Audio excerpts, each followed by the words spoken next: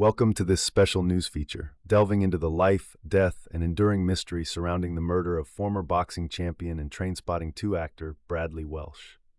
On the evening of April 17, 2019, 48-year-old Bradley Welsh was gunned down outside his luxury basement flat in Edinburgh's exclusive new town.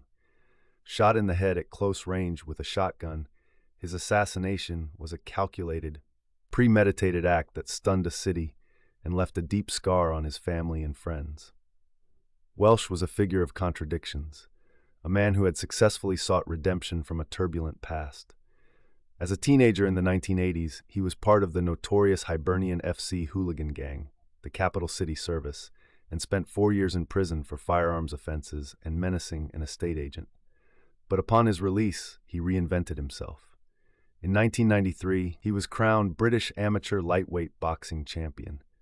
By 2005, he had opened the Holyrood Boxing Gym, running classes for underprivileged children, and co-founded the charity Helping Hands, providing food bank collections, Christmas presents, and football coaching for the less well-off. His charity work was prolific. The Reverend Ian May of South Leith Parish Church would later recall Welsh donating over 20 tons of food, enabling 1,500 hampers for the city's poorest families. He even earned a place in the Guinness World Records in 2014, sparring with 360 opponents in 24 hours to raise £44,000 for the Sick Kids Foundation. A close friend of Trainspotting author Irvine Welsh, Bradley's new life took him into acting, playing the gang boss Mr. Doyle in the 2017 sequel, T2. He was seen as a role model, someone who had pulled himself up from tough beginnings in a council house in Morden. Yet, as he himself admitted, his past was a shadow he struggled to shake. On the night of the murder, Welsh had just returned from his gym. As he descended the steps to his flat, a man emerged from the shadows and fired the fatal shot. The gunman fled in a stolen Ford Kuga. Paramedics pronounced Bradley dead half an hour later. Inside the flat, his partner and 8-year-old daughter were initially unaware of the horror unfolding outside. The following month, 28-year-old Sean Orman was arrested and charged with the murder. In June, 7 weeks after his death, around 900 mourners, including Irvine Welsh, gathered for his funeral at Morton Hall Crematorium.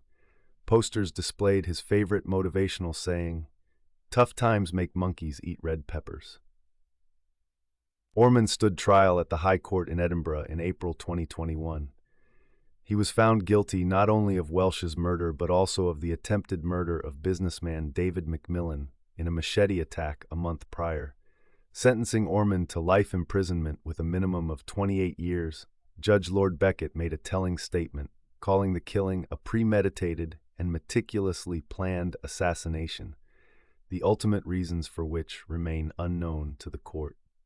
The trial had heard claims that Orman carried out the hit on Welsh on the orders of an underworld figure for a fee of £10,000. He had done the same for the earlier attack on David Macmillan.